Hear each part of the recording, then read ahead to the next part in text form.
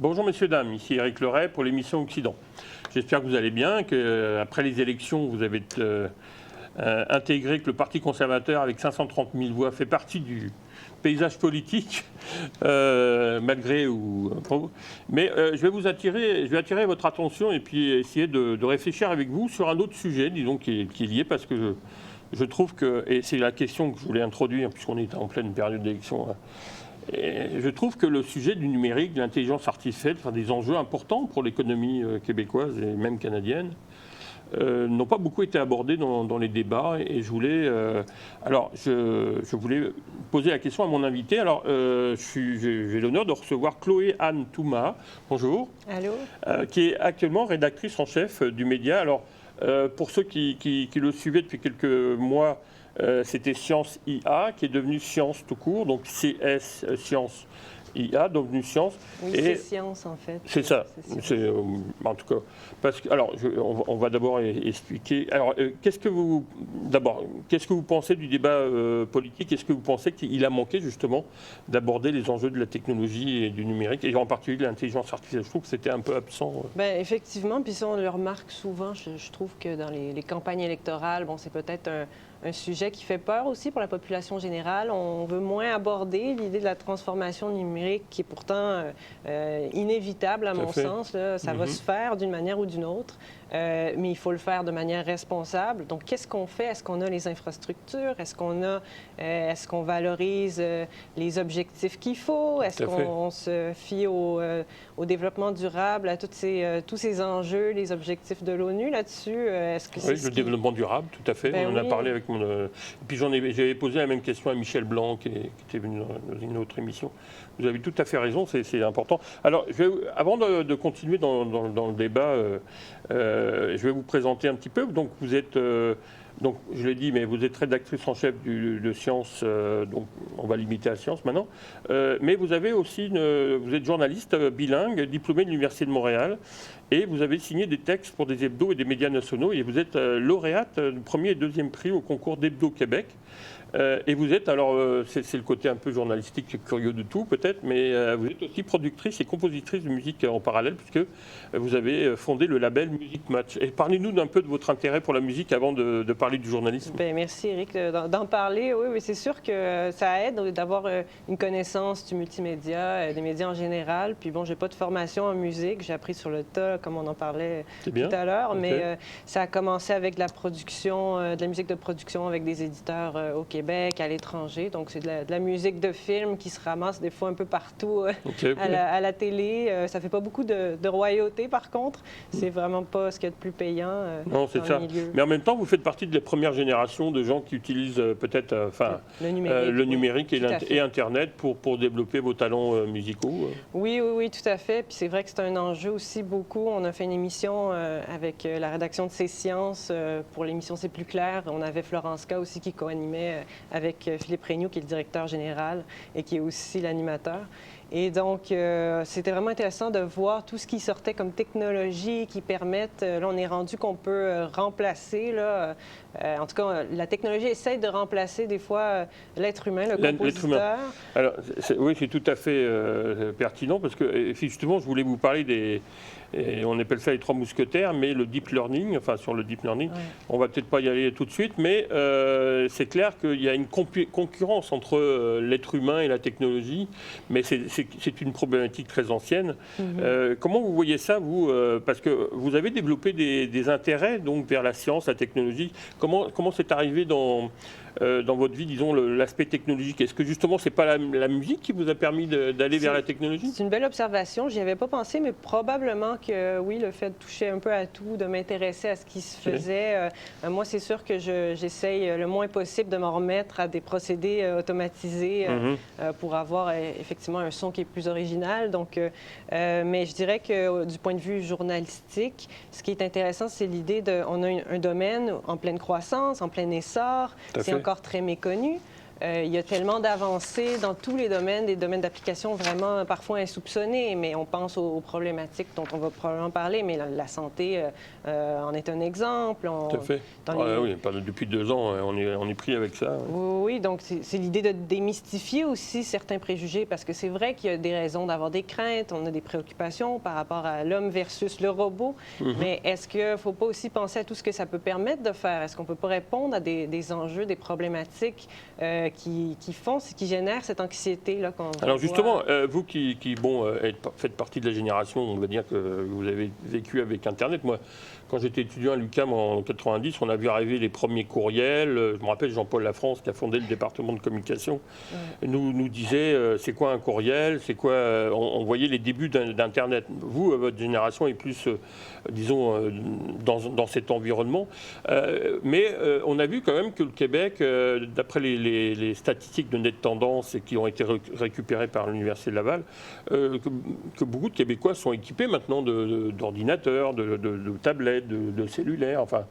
Donc, est-ce que vous pensez qu'il y a encore dans vos observations des résistances face à cette technologie, ou que vous parlez d'inquiétude, justement, comment on peut expliquer qu'il y a encore cette inquiétude alors qu'on semble assez équipé? Je pense que c'est un très bon point, Éric, parce qu'en fait, cette contradiction d'avoir peur de la technologie, il y a cette peur qui est présente. Il y a une résistance quand on parle, par exemple, je ne sais pas, d'automatiser des processus. On pense qu'on peut perdre son emploi dans un milieu où on manque de main-d'œuvre et tout ça. Pourtant, où on peut aider, en fait, assister pour des tâches qui sont peut-être un peu répétitives, qui sont peut-être indigestes des fois.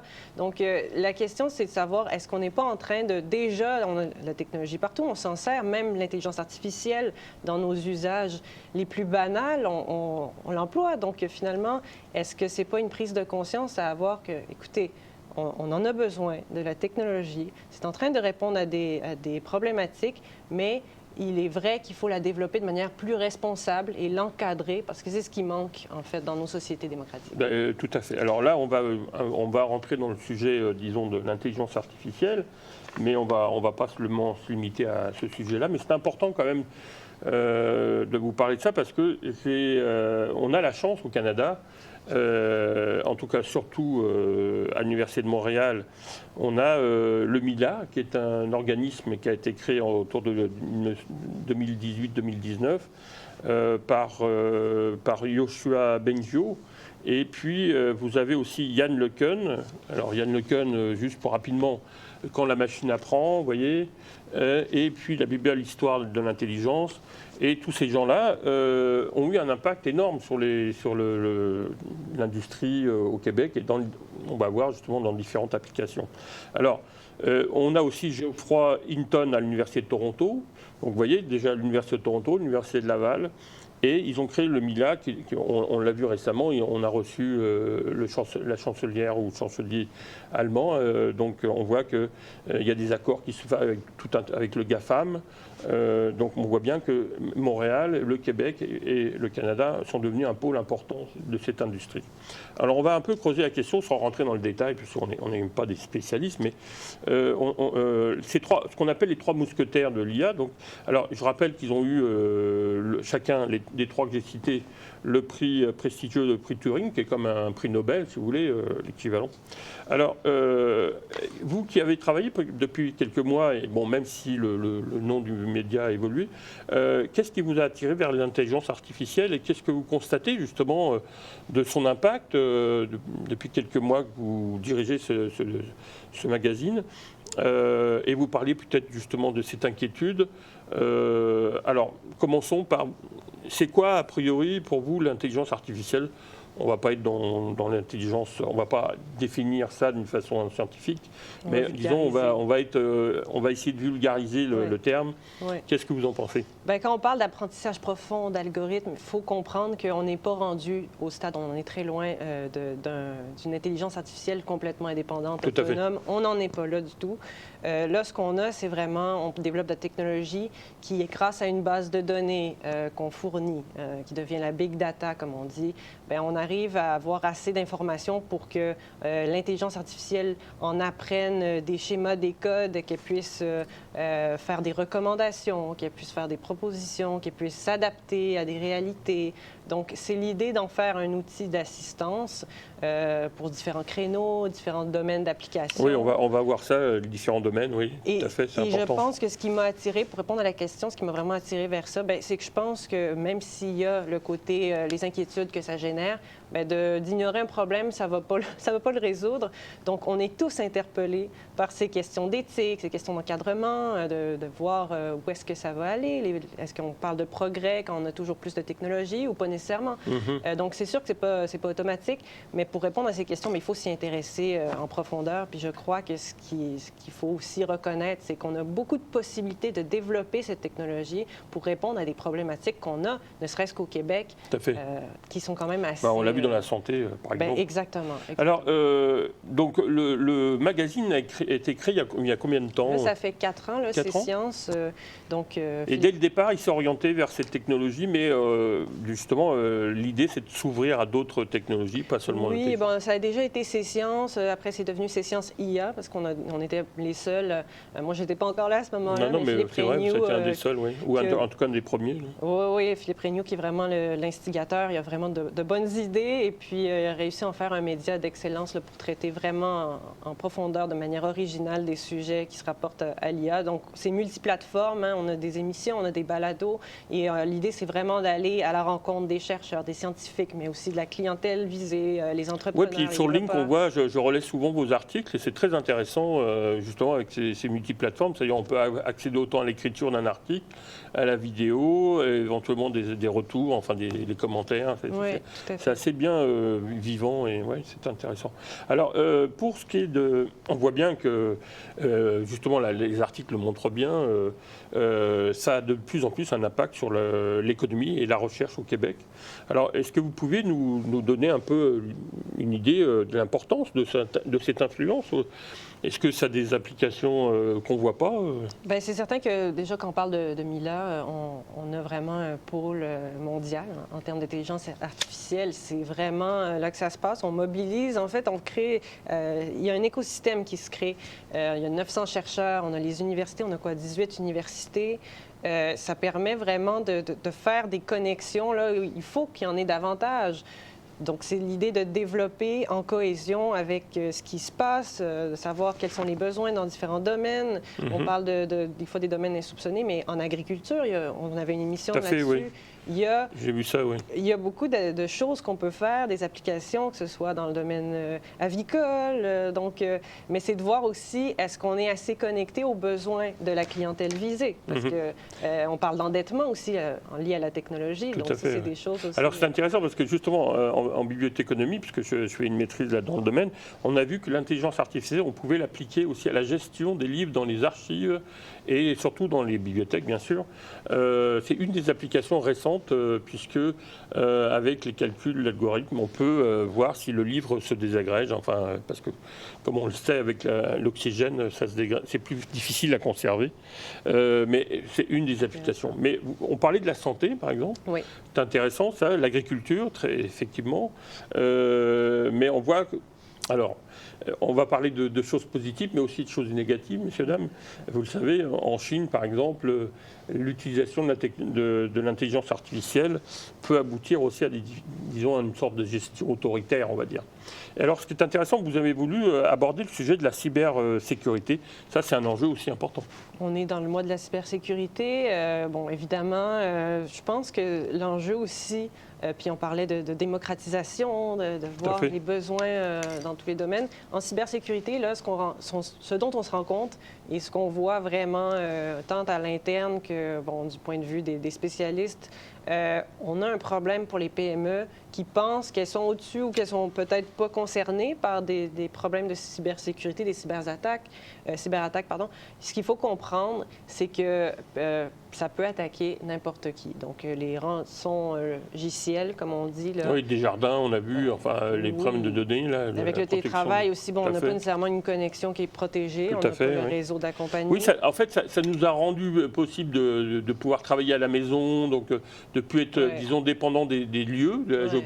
Puis en même temps, ça nous rend plus faibles face à des hackers ou des gens qui sont extrêmement pointus là, et puis qui peuvent nous piquer notre mot de passe. En 11 secondes, un courriel qui est ouvert, c'est fini. On est contaminé. Donc, ce que ça va faire, ça va bloquer l'accès aux fichiers en changeant le chiffrage, les codes et tout ça.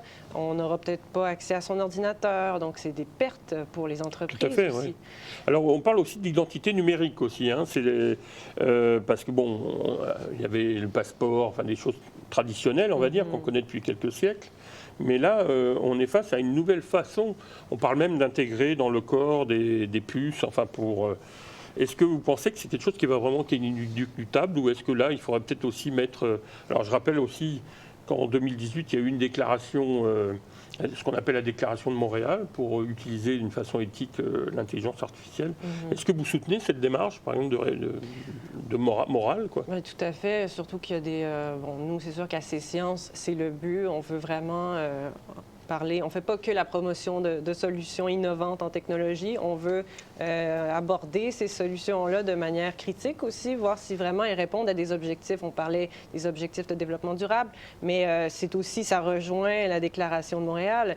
J'avais ma journaliste Priscilla Fréchu qui me disait hier, peut-être que ça pourrait être, ça devrait peut-être s'appeler la Déclaration universelle de Montréal, parce qu'en fait... Ah oui, pour l'instant, oui, ça reste Montréal, mais effectivement, c'est une bonne chose. Oui, oui, parce que l'idée, c'est vraiment ça, c'est d'avoir cette cohésion-là. Puis plus on va travailler à l'international, comme on le fait avec l'Europe, en IA, c'est sûr qu'on veut des partenariats pour développer tout ça. La recherche va progresser de cette façon, mais dans un cadre qui soit cohérent et puis qui soit homologue à ce qui se fait ailleurs aussi. Et puis avec un respect de l'humanisme, enfin, respecter l'homme, parce qu'on peut voir qu'on peut dériver. Alors, je rappelle le bien collectif, vraiment. Tout à fait, le bien, oui. Je rappelle qu'il y a une pétition, je ne sais pas si elle est toujours en ligne, mais en tout cas, je souhaite signer la Déclaration de Montréal pour un développement responsable de l'intelligence artificielle. Vous pouvez vous rendre, vous cherchez sur Internet et puis vous pouvez signer. Moi, je l'ai fait, il y a il y a déjà 1 an ou 2 là. Mais en tout cas, c'est toujours d'actualité. Et je pense que c'est important effectivement de reprendre le message. Pas la bonne parole, entre guillemets, mais... Alors, on parlait tout à l'heure de l'aspect politique. C'est clair que ça peut être l'objet d'abus aussi par les politiques. Malheureusement, on sent, enfin, moi, on en parlait tout à l'heure rapidement, mais je trouve qu'il y a eu une pétition de la part de la Semaine numérique qui a voulu sensibiliser les politiques. Et Michel Blanc avait fait un plan pour le numérique pour le Québec. Est-ce que vous pensez que ça nécessiterait, par exemple, la création d'un ministère du numérique? Oui, c'est cette lettre ouverte qui a été co-signée, puis c'est aussi l'instigateur, Stéphane Ricoul, qui est en fait notre chroniqueur à C-Sciences aussi. Ah oui? Oui. Je l'ai signé, moi, on me l'a envoyé. Bon, génial. Madame Rio. Mais c'est certain que l'idée d'avoir un organe indépendant, parce que c'est bien d'avoir créé ce ministère. Maintenant, est-ce que ça devrait s'appeler ministère de la cybersécurité? Oui, mais il y a quelque chose qui est intéressant. Mais est-ce qu'on ne devrait pas avoir effectivement quelque chose de plus indépendant, qui va faire des recommandations, qui va faire des... Oui, comme je pensais au conseil de presse, parce qu'on est tous les deux dans le journalisme. Il y a cette notion-là. Bon, c'est sûr que ça n'a pas le poids de la justice, mais ça peut faire des recommandations. Tout à fait. Donc éventuellement... Oui. Alors, les retombées pour l'industrie et l'économie, est-ce qu'on sent déjà, ou est-ce que c'est encore trop récent, qu'il y a vraiment un impact avec toutes les applications? On a commencé à en parler là, mais est-ce que vous pensez que c'est inévitable et qu'il faut absolument, disons, investir là?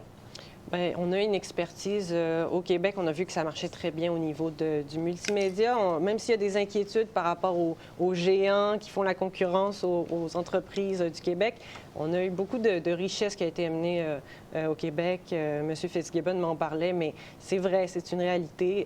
Ubisoft, par exemple, on attire des Google. On a des centres de données qui sont relativement verts avec l'hydroélectricité. Oui, c'est ça. C'est la chance on appelle ça le pétrole bleu, je ne sais pas comment on appelle ça, les ressources bleues, en tout cas. Bon. Oui, mais c'est l'idée que, on parle d'énergie renouvelable, c'est sûr que ça reste une augmentation de la consommation, mais on a quelque chose d'intéressant à exploiter, puis on le fait, puis on devient des experts, des leaders dans tout ce qui est jeux vidéo, dans tout ce qui est divertissement. Oui, Ubisoft, qui est breton, comme Loken, est venu s'installer effectivement au Québec et il y a plusieurs milliers d'emplois en jeu. Oui, ça crée de l'emploi, ça crée de la richesse, puis souvent les gens qui quittent quittent, même s'ils quittent Ubisoft, ils vont créer leur propre compagnie après, puis ça va être au Québec. Donc, c'est intéressant aussi de voir comment on peut investir là-dedans. Puis, avec l'IA aussi, qu'est-ce qui peut se faire? On avait Entertain AI, qui est un événement qui a généré beaucoup de réflexions là-dessus aussi. On a eu des solutions. Mais moi, je pense que ce qui est important aussi de ramener, c'est, comme vous le disiez tantôt, la santé. Au Québec, oui, l'environnement, c'est très important. Puis ça fait partie de l'idée de l'économie verte aussi. Mais il faut parler de la santé. Parce que la santé, on a des générations actuelles. On parle des personnes âgées, on a vu ce qui est arrivé pendant la pandémie. C'est catastrophique, mais les jeunes aussi n'ont pas accès. Il y a des mères de famille qui ont des cancers, qui attendent. Puis des fois, des requêtes se perdent parce que les spécialistes ne communiquent pas entre cliniques. On a le privé, on a le public. Pourquoi ça ne communique pas? Pourquoi on n'a pas notre dossier médical? Pourquoi on ne peut pas? C'est des données qui nous concernent. Le plan informatique a été une catastrophe aussi. Là. C'est ça. Moi, je sais qu'étant père de 3 enfants, je sais que ça a un impact énorme sur la scolarité, décrochage scolaire, problème de morale à zéro, problème... impact sur la santé mentale. Enfin, tout à fait. Puis on n'a pas de ressources. C'est très difficile. On a vu des enfants qui avaient besoin d'aide de psychologues. C'est très difficile d'avoir un rendez-vous ici avec un spécialiste. Est-ce que l'IA ne peut pas aider? Est-ce qu'on ne peut pas rendre les... Oui, on parlait des rendez-vous, par exemple, pour la prise de rendez-vous, pouvoir organiser ça. Je rappelle quand même que Turing, parce que c'est le prix Turing, ça a été dans les années 50, vous connaissez sûrement l'histoire du personnage. Il a été condamné à l'époque pour son homosexualité, mais il avait réussi la machine Enigma des nazis. Et il a créé un des premiers ordinateurs, mais il avait surtout créé la machine Turing qui avait pour ambition de remplacer l'individu, ou en tout cas de l'aider. Mais on l'a vu dans le jeu d'échecs, dans le jeu de Go. Enfin, vous voyez, on a vu dans certains secteurs où vraiment la machine a réussi à calculer. Alors là, c'est intéressant, c'est aussi on parlait de l'application, et je trouve que là, parce que tout est parti de l'observation de linguistique, l'écriture, la lecture. Donc, on parle de changement de société. Alors là, on dit souvent qu'on a l'impression qu'Internet ou les ordinateurs remettent l'homme dans les conditions de l'oralité, comme si on revenait en arrière à l'époque nomade et à l'époque avant l'écriture, si vous voulez. Alors, qu'est-ce que vous pensez, vous qui observez cette réalité par le biais de votre média, de ces changements de société? On passe d'une société de l'imprimé vers le numérique. Qu'est-ce que pour vous ça explique comme changement de société, et pour vous, est-ce que vous avez perçu certains enjeux qui sont pour vous importants? On en a parlé de la cybersécurité, mais il n'y a pas que ça. Il y a les changements de relations entre les êtres humains, par exemple. Tout à fait. Est-ce qu'on parle d'évolution ou de régression? Ça dépend. Au niveau social, c'est vrai qu'on est en droit de se questionner là-dessus. En même temps, on peut connecter avec des gens à l'autre bout du monde. Donc, c'est relatif. On a vu que les Québécois aussi, même si on avait instauré le télétravail, que ce soit dans les écoles aussi, la visioconférence, tout ça, ils ont un besoin de faire au moins un mode hybride pour continuer de connecter. Donc, j'ai l'impression que ça ne se perd pas. Ce besoin-là reste. Social, demeure. Oui, tout à fait. Mais les enjeux que ça amène, le développement de la technologie de pointe, c'est souvent l'idée on parle de cybersécurité, les données, qu'est-ce qu'on en fait, qui va avoir accès à ça, est-ce qu'on a plus de surveillance, est-ce qu'on ne devrait pas s'inquiéter des possibilités d'utiliser l'IA pour faire de la propagande aussi, parce qu'avec les deepfakes... Les Russes, Hitler a utilisé les nouveaux médias de l'époque, c'était la radio, la télévision encore un peu, c'était les débuts. Là, mais maintenant, avec des outils encore plus développés, qu'est-ce qu'on pourrait... on a vu ce qui s'est fait. Il y avait M. Zelensky là, qui avait été... on l'avait représenté avec des deepfakes qui disaient toutes sortes de choses. Poutine, surtout, a utilisé pas mal aussi ça. En tout cas, tous les camps utilisent la propagande. Alors justement, comment vous voyez, est-ce que vous avez des dossiers, disons, des dossiers ou des événements, peut-être que vous allez aborder ça, mais est-ce que vous avez prochainement des événements où vous pourriez inviter nos auditeurs à venir vous lire ou à vous rencontrer? C'est certain que nous, on prévoit, on va avoir une émission avec le congrès de la STQ où là, on va parler vraiment d'EdTech, de comment la technologie peut être mise au service des professeurs. Donc ça va être autour du par rapport à 20 l'éducation, octobre. très important. L'éducation, on a vu le gouvernement investit beaucoup dans les outils numériques. Bon, c'est de voir aussi, faire la part des choses, lesquelles sont utiles pour les enseignants, lesquelles sont peut-être à revoir. Mais en gros, on veut aider les enseignants à régler aussi des problèmes qui ont été vraiment marquants dans le milieu, là. Que ce soit, on veut peut-être limiter le décrochage aussi. Est-ce qu'il n'y a pas moyen de trouver des outils? On a vu Ivado et Alloprof qui ont collaboré, avec l'IA, ils ont sorti une synthèse vocale pour peut-être les élèves qui ont plus de difficultés. Tout à fait, oui. Tout ça, ça peut aider aussi, ça peut alléger une charge, puisqu'on sait qu'il y a un manque criant de ressources dans le milieu de l'éducation. Donc ça, c'est un événement le 20 octobre. On va être à Drummondville. Il va y avoir une émission spéciale là-dessus, un congrès, des plénières. Ça va être très intéressant. Puis après, c'est sûr qu'on prévoit aussi faire une émission sur la cybersécurité, puisque, c'est dans l'air du temps là, d'en parler, de parler des PME qui doivent mieux se protéger. Donc votre métier se propose d'être le médiateur et de retransmettre l'information. Qu'est-ce que vous pensez de la couverture ou de l'évolution du journalisme et de la presse d'une façon générale par rapport à votre point de vue sur les technologies? Parce que on va recevoir Patrick White, directeur du département de journalisme de l'UQAM, qui a fait une enquête justement sur l'application de l'intelligence artificielle, une autre application dans le domaine du journalisme. Oui. Qui est aussi chroniqueur à ces sciences, donc ça tombe bien. Voilà, on le connaît bien. Est-ce que vous pensez que là aussi, il y a une autre façon d'écrire et on va dire, de couvrir l'actualité?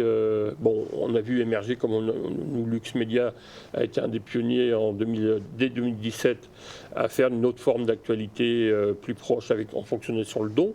Mais est-ce que vous pensez qu'il y a une autre forme de journalisme qui s'installe dans les mœurs? Moi, je pense que c'est important de faire du journalisme de solution, oui, puis aussi peut-être moins mielleux, parce que souvent au Québec, on a tendance à flatter dans le sens du poil. On regarde les émissions, là, ça c'est super intéressant ce qu'on fait parce qu'on aborde vraiment la question, et des fois peut-être avec des nouveaux visages, pas toujours les mêmes. Quand on regarde des émissions comme Tout le monde en parle, c'est super intéressant, mais est-ce qu'on n'est pas tout le temps en train de se mettre du même bord contre quelqu'un qui fait scandale ou qui est peut-être plus polarisé? Est-ce qu'on est vraiment en train de faire ressortir, parce que pour qu'il y ait un dialogue, il faut chercher le bon dans les deux côtés. Nous, c'est un peu la mission de ces séances. Ce que j'aime beaucoup dans les émissions de C'est plus clair qu'on produit aussi, c'est qu'on n'a pas peur du débat. Dans la dernière, il y a eu vraiment... C'est bien ça, oui. Oui, il y a eu un débat. Ça a mis certains mal à l'aise. Il y a des gens qui n'étaient pas nécessairement prêts pour ça. Ils trouvaient que c'était un style un petit peu moins peut-être local de voir le débat comme ça sur un plateau.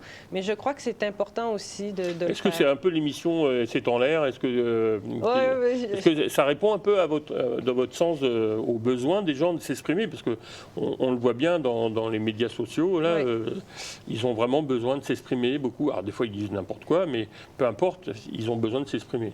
Je pense que tant que le débat se fait de manière saine, c'est-à-dire avec des gens qui ont des arguments, dans qui ont une certaine légitimité aussi, parce que ce soit les gens qui vont être directement affectés, touchés par l'impact de la technologie, tout ça, mais il y a aussi les développeurs, on a des experts, on fait en sorte de mobiliser vraiment, on a de la diversité sur un plateau, mais tout le monde a une légitimité pour s'exprimer. Puis là, je pense que ça va être plus constructif ce qui va en émaner que si on amène un peu n'importe qui va juste être là pour faire scandale. C'est sûr qu'on ne veut pas ça non plus. Non, c'est ça, oui. Mais alors, peut-être pour finir, parce que pour conclure, malheureusement, parce qu'on aurait pu continuer, la musique, est-ce que vous pensez qu'il y aura une application intéressante de l'intelligence artificielle dans la musique, vous qui connaissez un peu? Là, il y a déjà Eva qui existe, c'est en Europe, et puis je crois que ça a même les développeurs qui l'ont fait, qui ont conçu cette technologie-là, peuvent même gagner des royautés parce qu'en fait, ils enregistrent leur compagnie au même titre qu'un compositeur à la Socan. Et puis, si on utilise la musique qui a été produite avec cet outil-là, on peut faire de l'argent aussi. Donc, c'est une base de données. On a mis de la musique classique, on a mis de la musique rock là-dedans, de tout. Puis l'outil a appris un peu les codes. On lui donne le BPM, on lui donne des paramètres, la clé, et puis est capable de produire quelque chose quand même assez potable. Est-ce qu'on est au niveau des nuances qu'un compositeur peut amener? Pas nécessairement. Donc, pour l'instant, je ne crois pas qu'on va mettre, comme on dit en anglais, out of business. Disons que j'ai l'impression que dans tous les secteurs, c'est ça que je voulais conclure là-dessus, parce que j'ai l'impression qu'il y a un rapport de plus en plus direct des gens. Par exemple, on voit dans l'édition les auteurs par rapport aux éditeurs, qui étaient un peu, disons, depuis le début de l'écriture, les intermédiaires, mais on a l'impression que Internet, les médias sociaux, enfin, donnent la possibilité aux gens d'avoir un rapport direct. On le voyait à la médecine, dans la santé, l'automédication, on le voit dans l'éducation, phénomène de... Et ça, ça met un peu en... Disons, ça vient contester le système d'organisation sociale un peu pyramidal, hiérarchique.